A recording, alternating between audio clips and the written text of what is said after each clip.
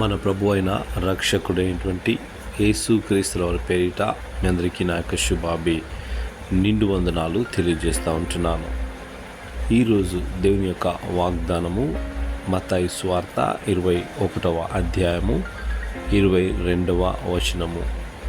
మీరు ప్రార్థన చేయనప్పుడు వేటిని అడుగుదురో అవి దొరికినవని పొందియున్నావని నమ్మినేడలా మీకు అవి అనుగ్రహించబడును. దేవునికి స్తోత్రం. నా ప్రియ సహోదరి సహోదరుడా, మనము ప్రార్థన చేయనప్పుడు మనం వేటినైతే అడుగుతూ ఉంటున్నామో అవి మనకు దొరికినవని, అవి మనము అనుగ్రహించబడినవని మనము నమ్మాలి అని దేవుని యొక్క వాక్యము సెలవిస్తూ ఉంటుంది. అప్పుడు అవి మనకు అనుగ్రహించబడును.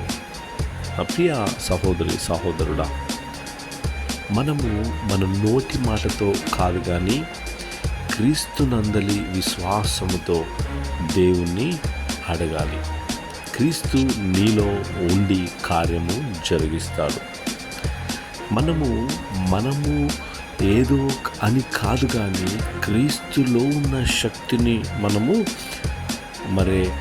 గ్రహించుకొని ప్రార్థన చేసేవారుగా ఉండాలి. యేసుక్రీస్తు నీలో ఉండి కార్యము తప్పకుండా జరిగించేవాడుగా ఉంటున్నాడు. ఎందుకంటే ఆయన ఆత్మ నీ ఆత్మ ఏకమై ఉంటున్నది. తండ్రి కుమారుని అందు ఎలాగే ఏకమై ఉంటున్నాడో నీ యందు క్రీస్తు కూడా అలాగే ఏకమై ఉంటున్నాడు. అది గ్రహించాలి. అది మీరు గ్రహించాలి. ఎప్పుడైతే మీరు గ్రహిస్తారో మీ జీవితంలో అద్భుత క్రియలు కార్యాలు జరుగుతాయి.